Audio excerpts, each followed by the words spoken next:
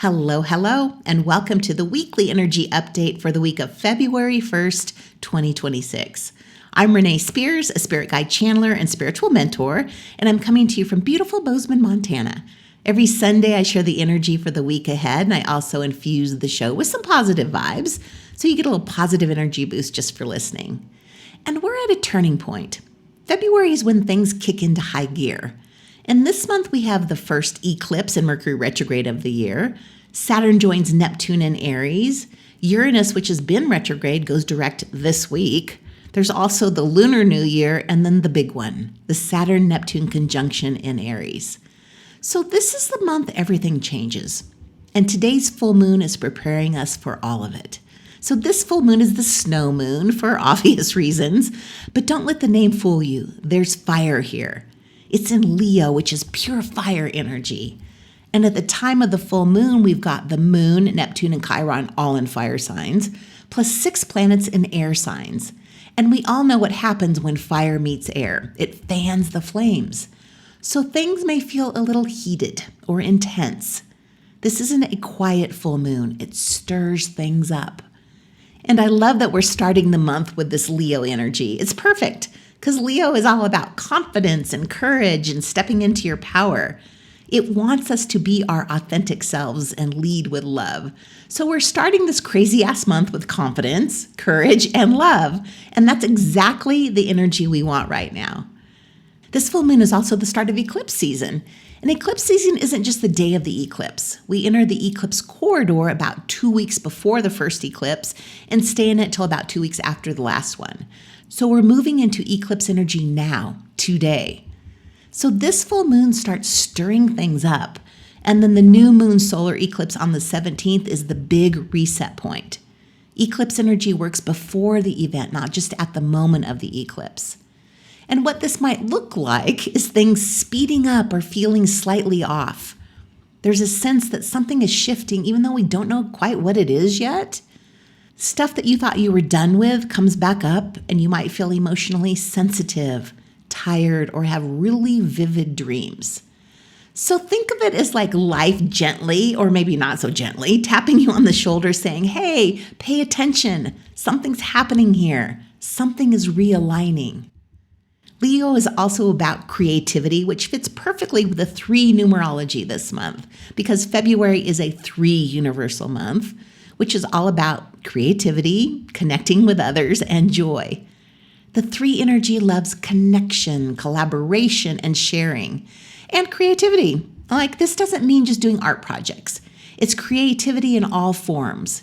It can mean like planting a garden. It could be creating new programs at work, decorating your home, or baking cookies, or maybe even just coloring your hair purple. Like, I used to think I wasn't creative at all. Then I realized that my creativity is my work with my classes and my podcasts and all my offerings. So creativity is especially important right now because it helps keep us balanced. There's a fucking lot of change happening this month. And the creative energy of the 3-month, along with the Leo new moon, really helps us navigate all that change and stress. So this month, if you're feeling uncomfortable or anxious or fearful, don't just sit in that energy. Do something creative. It can be as simple as like coloring or doodling or journaling. When we create, we come back into the present moment.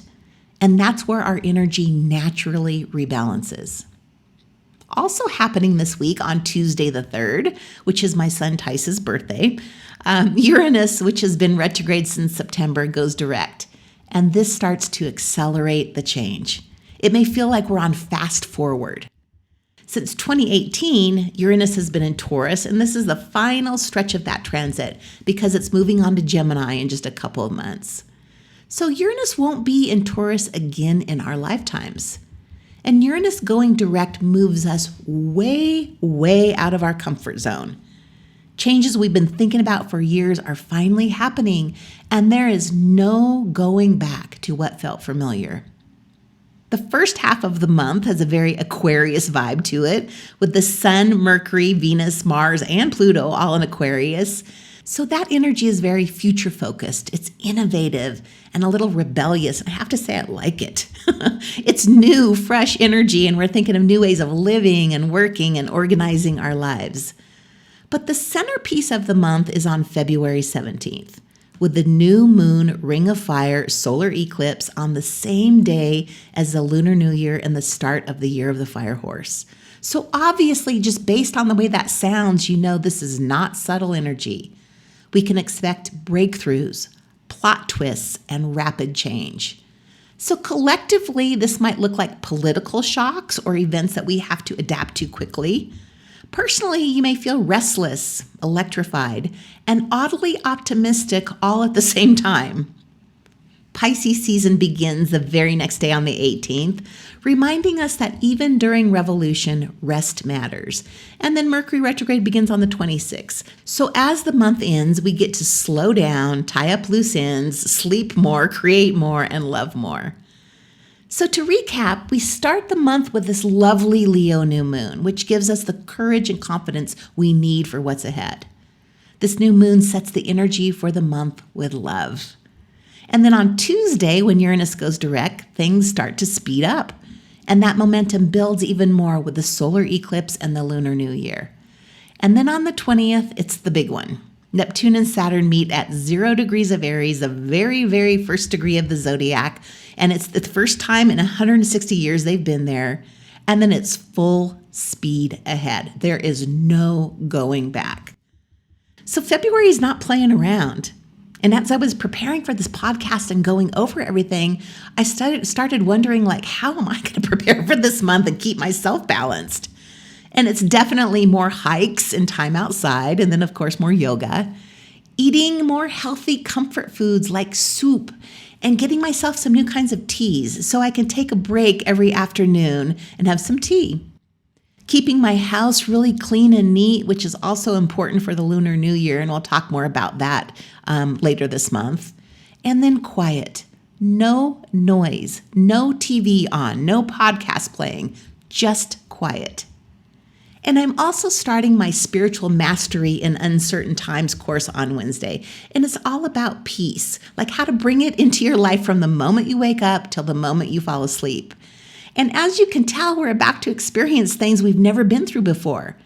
And we can approach it from fear and anxiety, feeling out of control, or we can choose inner peace.